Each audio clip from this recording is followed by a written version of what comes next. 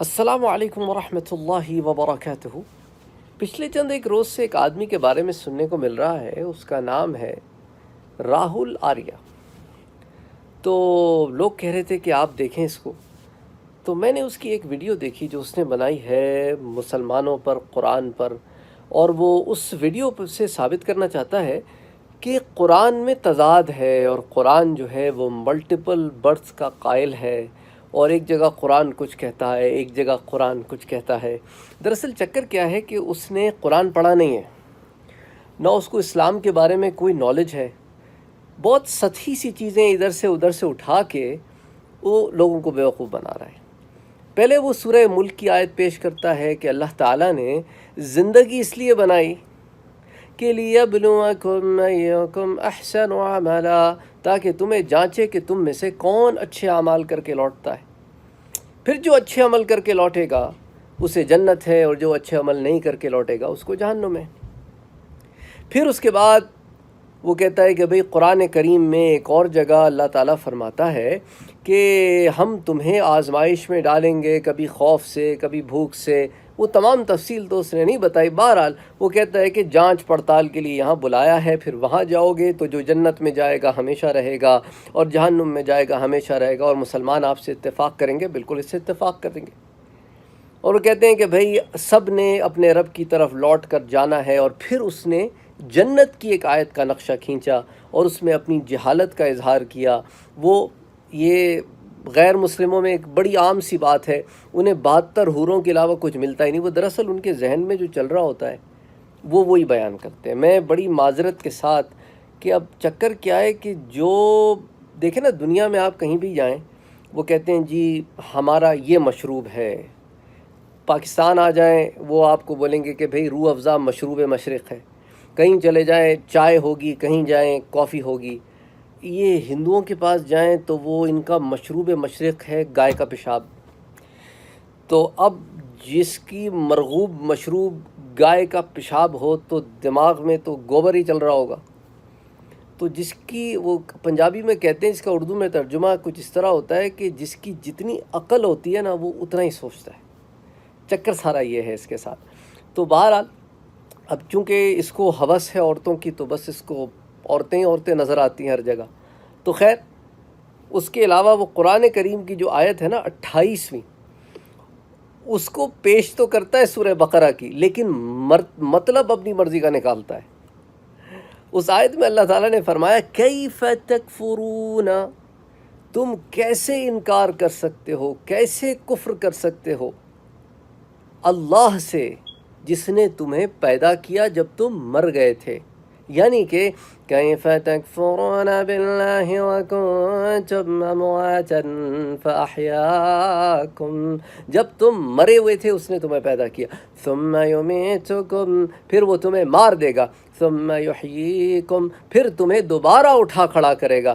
تو پھر یہ جو 4 دفعہ آیا نا، 2 دفعہ مرنا، 2 دفعہ اٹھنا، اس سے اس نے اپنے کم علمی کے باعث یہ اس کا نکالا کہ بھئی اس سے مراد ایک سے بعد جنم ہے، اور قرآن میں تضاد ہے۔ ایک جگہ اللہ کہتا ہے ایک دفعہ جیو گے، ایک دفعہ مرو گے، اور کہیں کہتا ہے 2 زندگیاں اور 2 موت۔ اب اس کے لیے چونکہ اب جیسے میں نے آپ کو بتایا ہے جاہل آدمی، پڑھا ہوا تو ہے نہیں اس نے قرآن، اب اس سے پوچھو کہ تم عالم ارواح کے بارے میں کچھ جانتے ہو گے گا، وہ کیا ہوتا ہے میں بتاتا ہوں تم کو کیا ہوتا ہے کہ اس دنیا میں انسان شریر کی صورت میں آیا ہے، بدن کی صورت میں، اور اس بدن میں ایک چیز ہوتی ہے روح، جسے آپ سول کہتے ہیں، ہندی میں بھی آتما کا لفظ ہے۔ تو آتما اور شریر کا ملاپ ہے دنیا میں۔ تو اللہ تعالیٰ نے یہاں کہا ہے کہ تم مردہ تھے، ہم نے تمہیں زندہ کیا، تم شریری حیثیت نہیں رکھتے تھے، شریر نہیں تھا، صرف آتما تھی، صرف روح تھی۔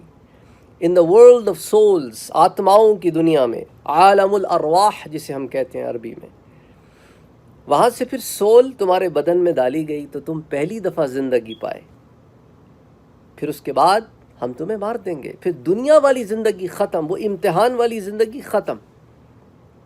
تو یہی باقی آیات بھی کہتی ہیں، پھر ہم تمہیں اٹھا کھڑا کریں گے، ایک دفعہ پھر ہم تمہیں اٹھائیں گے، بدن اور روح کو ایک دفعہ پھر ملائیں گے۔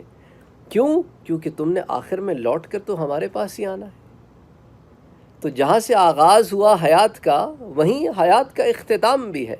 پھر آؤ گے تو پھر ہم بتائیں گے تمہیں کہ کس نے جہنم میں اور کس نے جنت میں جانا ہے، جس نے نرگ میں اور کس نے سورگ میں جانا ہے. اب مجھے یہ سمجھ میں نہیں آتا ان لوگوں کا کانسیپٹ. یہ مانتے ہیں ایک کے بعد ایک جنم ہوتا رہتا ہے ہوتا رہتا ہے ہوتا رہتا ہے. اس میں تو انفینٹ چل رہا ہے نا ان کے پاس، یا ساتھ ہیں. یہاں تو ایک دفعہ مارا ایک دفعہ اٹھایا، ایک دفعہ مارا ایک دفعہ اٹھایا، دو ہو گئے. اور قرآن خود ایکسپلین کرتا ہے. یہی جہالت ہے اس کی کہ قرآن اس نے پڑھا نہیں ہے، اس لیے گمراہ کر رہا ہے لوگوں کو اپنی جہالت سے. تو اب یہ ہے کہ یہ تو 7 دفعہ کو مانتے ہو تم، تو 7 دفعہ کے بعد کیا ہوتا ہے؟ وہ کہتے ہیں نہیں یہ تواتر کے ساتھ چلتا رہتا ہے. اچھا بھائی تواتر کے ساتھ یہ چلتا رہتا ہے تو پھر اس کا اینڈ رزلٹ کیا ہوتا ہے؟ وہ کہتے ہیں جی وہ نروانا میں چلا جاتا ہے اور وہ جو بھی بن جاتا ہے اس کا. تو بھئی یہ سارے پروسیس میں نرگ اور سورگ کہاں سے آ گیا تمہارے پاس؟ بھئی تمہارے پاس جو کانسیپٹ ہے اس کے مطابق تو نرگ اور سورگ بنتا ہی نہیں، کیونکہ تم تو کسی کو عذاب ہی نہیں دیتے. تم تو ری برتھ کرتے رہتے ہو ری برتھ کرتے رہتے ہو. تو پھر یہ جو بوروڈ کانسیپٹس ہیں نا تم نے اسلام سے لے لیے ہیں. اسی طرح آپ دیکھو نا ان کے پاس ایک اور کانسیپٹ ہے. یہ کہتے ہیں جی بندہ شہید ہو گیا. یہ ہندو کیسے شہید ہو گیا؟ لفظ شہید عربی کا لفظ ہے، تم نے کہا کہ گواہی دی. الفاظ لے لیتے ہو کہیں سے بھی اور پھر اس کو اپنے اس میں داخل کر لیتے ہو اور کہتے ہو جی یہ ٹھیک ہے. مجھے بتاؤ تمہارے پاس شہید کب سے ہونے لگ گئے؟ تمہاری کون سی کتاب میں لفظ شہید آیا ہے؟ ہندوؤں کی کون سی کتاب میں شہید ہے، شہادت ہے، اس کے مراتب ہیں، اس کا اجر و ثواب ہے؟ تمہارے پاس تو ہے، تمہارے پاس تو وہ ری برتھ ہے. وہ مر گیا فوجی، اس کو پھر دوبارہ جنم لینا ہے نا کسی اور کے بدن میں، کسی اور شریر میں اس کی آتما آ جائے گی. تو خدا کا خوف کرو یار، اتنی باتیں کیا کرو جتنا علم ہے. کیوں جاہل بنتے ہو، بیوقوف بناتے ہو اور خود بھی بیوقوف بنتے ہو. یہ باتیں سنتے ہیں لوگ تو ہنستے ہیں کہ یار یہ کون ہے. دیکھو 1-8 ملین سبسکرائبر اگر کسی کے چینل پہ آ جائیں تو اس سے یہ ظاہر نہیں ہوتا کہ وہ کوئی بہت بڑا ترم خان شاہ ہے. اصل چیز ہوتی ہے علم.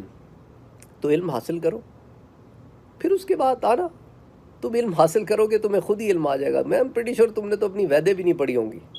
تم اگر اپنی وید ہی پڑھ لو نا میرا یار، میرا بھائی تو وید ہی پڑھ لے اپنی، اس میں ہی تجھے مل جائے گا کہ خدا ایک ہے، ایک رب کی عبادت کرنی ہے، ایک، اور یہ سارے جھوٹے نئی عبادت کرنی ہے. جن کی تم عبادت کرتے ہو، جن کی تم پوجا پاٹ کرتے ہو، انہوں نے تو تمہیں کہا بھی نہیں ہے کبھی کہ میری پوجا کرنا. تم خود ہی کر رہے ہو. تو خیر بہرحال مقصد تھا اس کے سوال کا جواب. کچھ اور باتیں بھی ساتھ میں نے کر دیں ایسی. اللہ تعالیٰ سب کی ہدایت کا فیصلہ کرے. وما علینا الا البلاغ.